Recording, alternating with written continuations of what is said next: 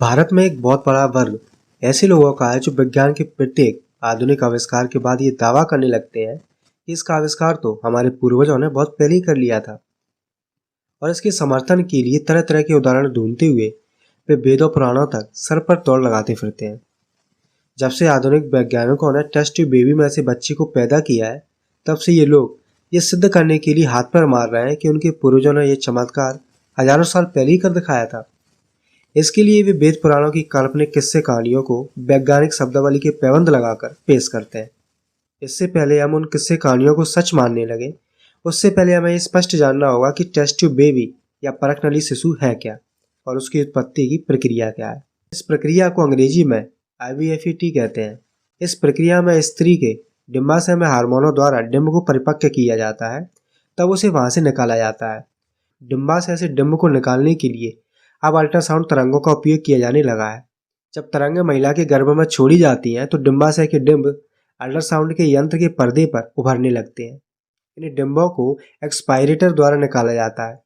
इस प्रक्रिया में ना तो स्त्री को बेहोश किया जाता है और ना ही ज्यादा देर लगती है। पूरी प्रक्रिया में मरीज को एक सुई चुभोई जाती है। इन निकाले गए डिंबों का सूक्ष्मदर्शी यंत्र से निरीक्षण करने के बाद उन्हें पेट्री डिश में रखा जाता है, जिसमें जीवाणु रहित पोषक द्रव्य होता है। इस विधि से प्राप्त डिंबों को 6 घंटे तक और नर शुक्राणुओं को 30 मिनट तक 37 डिग्री सेंटीग्रेड पर इंक्यूबेटर में रखकर गतिशील किया जाता है। पेट्री डिश में डिंबों और शुक्राणुओं को मिलाकर फिर इसे इंक्यूबेटर में रख दिया जाता है। 2 दिन बाद ये भ्रूण में बदलना शुरू होते हैं। इन भ्रूणों को एक नली द्वारा हवा के दबाव से महिला के गर्भ में स्थापित किया जाता है और सही समय पर स्त्री बच्चे को जन्म देती है।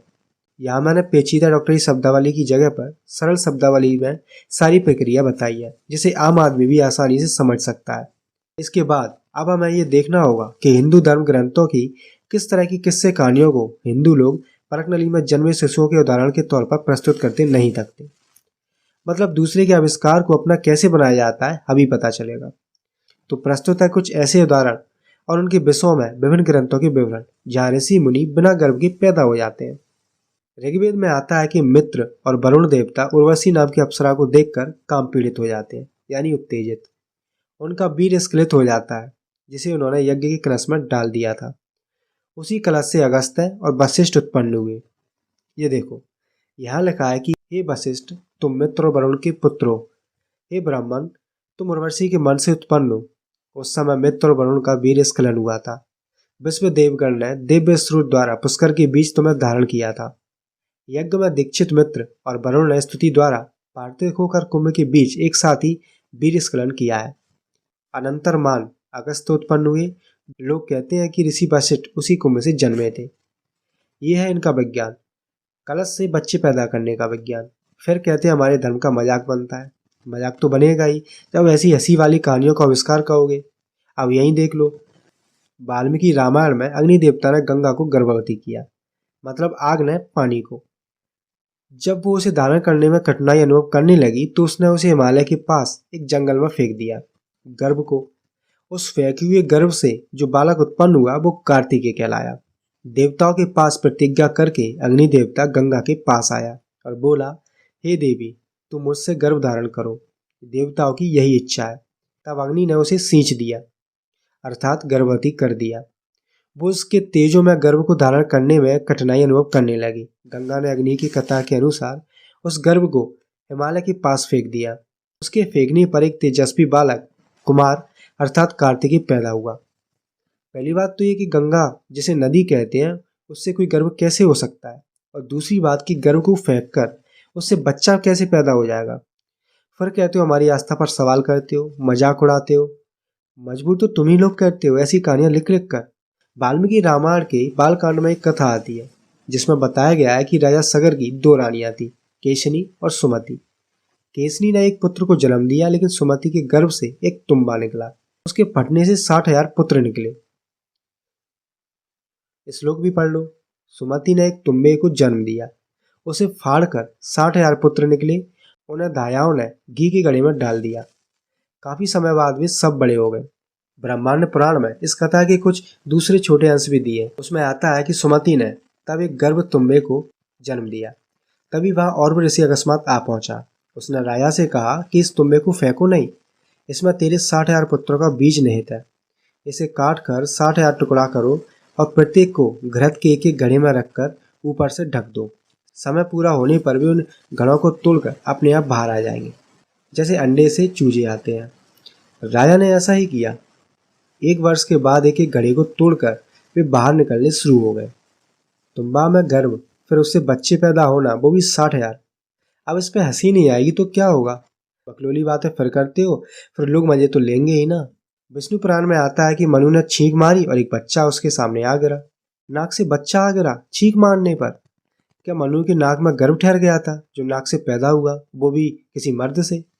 क्या ऐसा हो सकता है? बिल्कुल हो सकता है, क्योंकि ये हिंदू धर्म है और हिंदू धर्म में कुछ भी संभव है, बशर्ते कोई सवाल ना करे। अगर सवाल करना है तो यहाँ करो कि 1000 साल बाद भी गर्भ से बच्चा कैसे पैदा हो गया।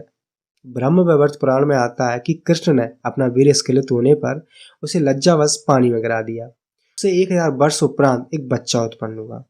काम वशीभूत हुए कृष्ण का वीर स्खलित हो गया। उन्होंने देव सभा में लज्जावश उसे छिपाते हुए पानी में गिरा दिया। 1 वर्ष के पश्चात वो डिम्ब बन गया और उससे महान विराट का जन्म हुआ। मतलब कुछ भी भांग के नशे में लिख दोगे और लोग मान लेंगे। जब वीर सृजन से बाहर निकलता है तो जन्म के लिए उसे गर्भ की जरूरत होती है और बिना गर्भ के कोई भी बच्चा पैदा हो ही नहीं सकता। अगर कुछ भी करके बन भी गया तो 1000 साल बाद बनना अपने आप में आश्चर्य है। लेकिन इससे बड़ा आश्चर्य तो ये है शिव पुराण। शिव पुराण में आता है कि शिव और पार्वती की विवाह में जब पार्वती ने सभी 4 प्रदक्षिणा की थी तो ब्रह्मा को पार्वती का अंगूठा दिखाई दिया। उसे देखते ही वो कामोन्नत हो गया और उसका वीर स्खलित हो गया। वो वीर ब्रह्मा की गोद में गिरा। उसने उसे छिपाना चाहा, लेकिन उससे असंख्य ब्रह्मचारी पैदा हो गए। ब्रह्मा जी तो यहीं प्ले पर। जिसने अपनी बेटी तक को न छोड़ा, वो किसी दूसरी महिला को देखकर अपना वीर कैसे न निकालता। हंसने वाली बात तो ये है कि वीर से असंख्य ब्रह्मचारी पैदा हो गए। एक अश्लील व्यक्ति से ब्रह्मचारी पैदा हुए। पर इन्हें क्या, ये तो कुछ भी मन में आया लिख दिया। जैसे देवी भागवत पुराण में लिखा है बिना दिमाग के। देवी भागवत पुराण में आता है कि एक बार वेदव्यास यज्ञ के लिए आग जलाने के उद्देश्य से अरणि मंथन कर रहे थे, यानी बांस की छड़ियों को रगड़ रहे थे। तभी घृताची नामक अप्सरा को देखकर कामोन्नत हो गए। उनका वीरपात हो गया जो अरणि पर गिरा। उससे एक व्यास समान आकृति वाला पुत्र उत्पन्न हुआ जो सुखदेव कहलाया। किसी भी महिला या स्त्री को देखकर वीर निकल जाता है और कहते फिरते हैं हमारे ऋषि मुनि हजारों सालों तक तपस्या करते हैं ब्रह्मचार्य का पालन करते हुए। दूसरी महिला तो छोड़ो, यहाँ तो लोग अपने बड़े भाई की पत्नी यानी भाभी तक को भी नहीं छोड़ते। श्रीमद् भागवत पुराण में आता है कि अपने बड़े भाई उत्थत्य की गर्भवती पत्नी ममता के साथ बृहस्पति ने बलात्कार पूर्वक संभोग किया और उसके वीर से भारद्वाज नामक पुत्र उत्पन्न किया। बृहस्पति गर्भवती भावट से संभोग में प्रवृत्त हुआ, उसे रोका। वो गर्भ को श्राप देकर संयोगरत हुआ और उसका वीर स्खलित हुआ। उस वीर को भावच फेंकना चाहती थी ताकि उसका पति उससे नाराज होकर उसे त्याग ना दे। तब देवताओं ने कहा, हे मूर्ख औरत, इस वीर को भर। उसने उसे धारण किया और जिस पुत्र को उसने जन्म दिया वो भरद्वाज कहलाया। जिस वीर को भरे रखा उसका नाम भरद्वाज। इनके ग्रंथों में नाम ऐसे ही रखा करते थे जैसे दोने से पैदा होने पर द्रोणाचार्य। ये जो भरद्वाज थे वो एक बार स्नान करने गए। वहां उसने स्नान करके कपड़े बदल रही घृताची नामक अप्सरा को देखा। उसके शरीर के एक भाग से उसका कपड़ा सरक गया। उसे देखकर भरद्वाज का वीर स्खलित हुआ, जिसे उसने एक दोने में रख दिया। उससे एक बालक उत्पन्न हुआ जो द्रोण से उपजने के कारण द्रोणाचार्य कहलाया। दोने से बच्चा पैदा होने पर सोच में पड़ गए होंगे ना। दोने से छोड़ो, यहाँ घास से बच्चा पैदा करने का भी विज्ञान इनके पास है। महाभारत में सरद्वान ऋषि ने ज्ञानपदी नामक अप्सरा को वन में जब देखा तो उसका वीरपात हो गया, जो एक सरकंडे के गुच्छे पर गिरा। उससे कृप नामक बालक पैदा हुआ जो कौरवों और पांडवों का धनुर्वेद का आचार्य बना। महाभारत लिखता है कि तब इंद्र ने ज्ञानपदी नाम की अप्सरा को भेजा। उसे वन में एक वस्त्र पहने देखकर सरद्वान की आंखें फट गईं। उसके हाथ से धनुष बाण गिर गए, शरीर कांपने लगा, उसका वीर स्खलित हो गया। वो वीर सरकंडे के गुच्छे पर आ गिरा। उससे 2 बच्चे, एक लड़का एक लड़की उत्पन्न हुए। शिकार को निकले राजा शांतनु को उसके एक आदमी ने ये बच्चे दिखाए। वो उन्हें घर ले आया। उसने क्योंकि उन पर कृपा करके उन्हें पाला पोसा था, इसलिए उनके नाम भी वैसे ही रखे, कृप और कृपी। अब ये सरकंडा क्या होता है? सरकंडा जैसे मूंज भी कहा जाता है, एक घास होती है जो 10-15 फीट तक ऊंची जाती है। इसकी पत्तियां पतली और लंबी होती है, जिनके किनारों पर छोटे छोटे से कांटे लगे होते हैं। ये आमतौर पर नदियों के किनारे, रेतीली जमीन पर और खेतों की मेड़ पर लगे होते हैं। आपने शायद देखा होगा, अब उस पर वीर गिरा तो बच्चे पैदा हो गए। कमाल की खोज कर रखी है इन धार्मिक लोगों ने। जब चाहे कहीं से ही बच्चा पैदा कर देते हैं। ऐसी कहानियां जो ज्ञानवश पेश की जाती हैं कि बच्चा परख नली में ही जन्मता है, जबकि वास्तव में ऐसा नहीं है। बच्चे कहीं से भी पैदा हो सकते हैं, जैसा कि पहले हमने देखा है। जिन कहानियों में गणों से बच्चे जन्मते दिखाए गए हैं, उन्हें पेश करने वाले लोग इसी अज्ञानता के शिकार हैं। ऐसी कहानियां जो पेट और गर्भाशय के अंतर को न समझने के कारण पेश की जाती हैं। बच्चा गर्भाशय में विकसित होता है, न कि पेट में। इसी अज्ञान के कारण मुंह से निकले वीर्य से पेट में बच्चे विकसित होते हैं।